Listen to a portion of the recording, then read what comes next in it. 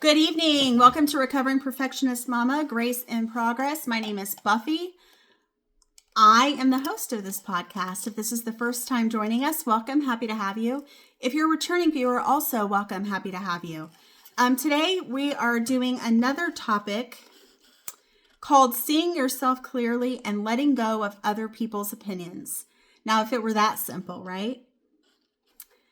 At some point in your life, something quietly shifts. You realize that no matter how kind you are, no matter how careful you are, no matter how much you explain yourself, not everyone is going to like you. And that doesn't mean you're doing anything wrong. Today, we're talking about seeing yourself clearly and letting go of the exhausting need to manage how others perceive you. Why we care so much about how we're seen.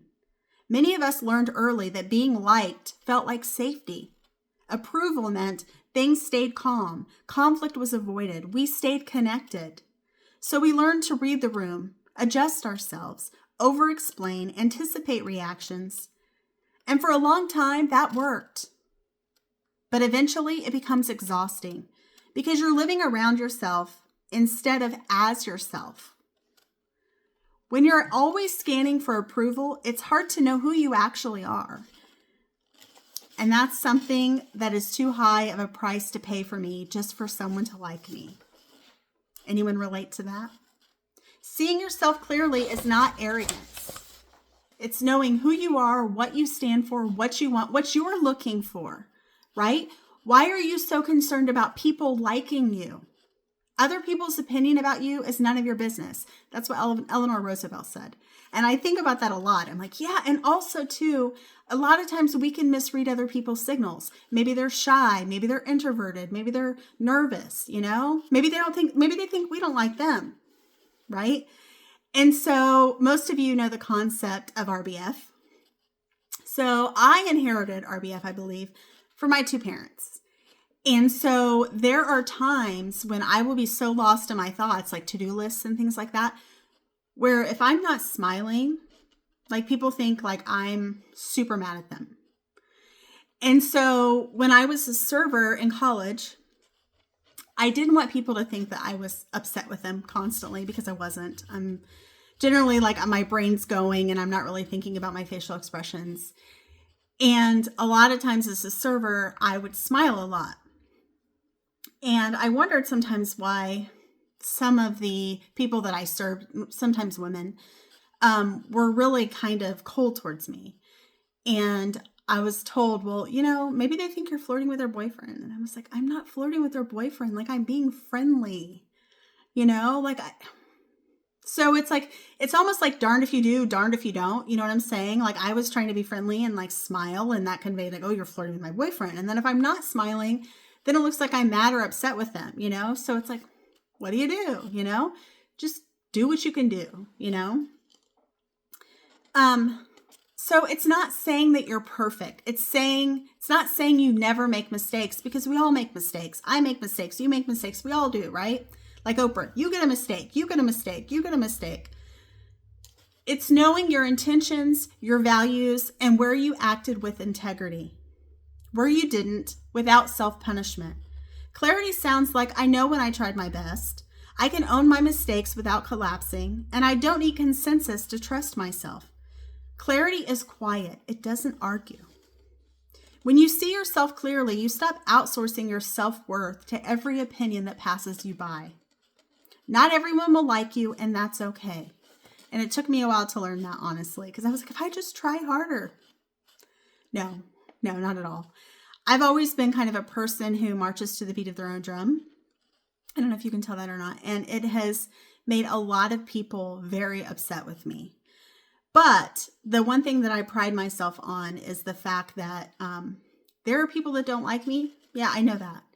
But, they're like, oh, Alicia Buffy and I just don't kind of jive very well. That's fine, But most of the people that don't like me say, yeah, but the one thing I can say about her is she's honest.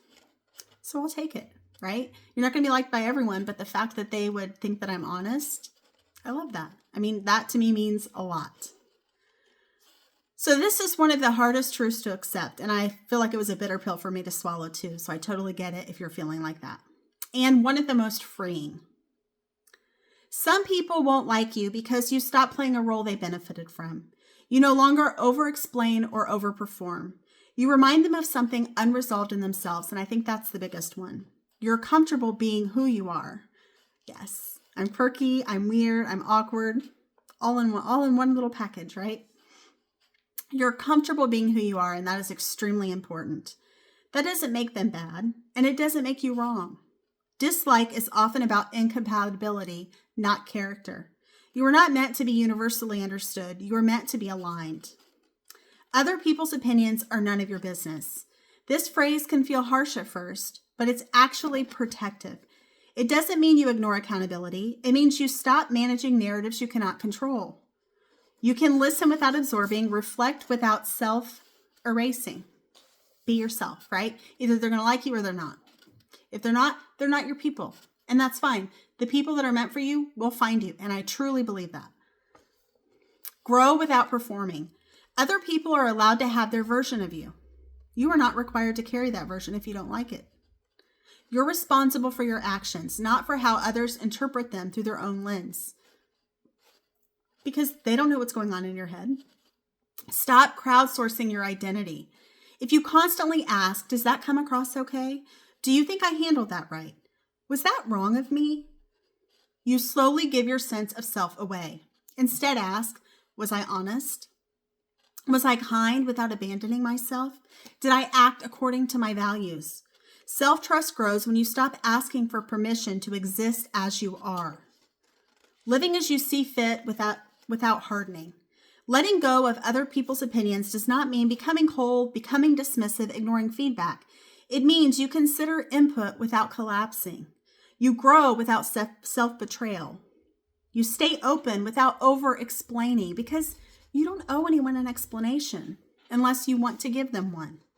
You become quieter, clearer, less reactive, and more at home in yourself. Freedom isn't being liked, it's being at peace with who you are.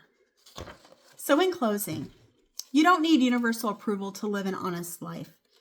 You don't need to be understood by everyone to trust yourself. And you don't need to carry opinions that were never yours to begin with, just to get along with others. Seeing yourself clearly changes everything. So call to action. If this episode resonated, share it with someone who's learning to trust themselves again. And if you're in the process of letting go of how others see you, you're not late. You're absolutely right on time.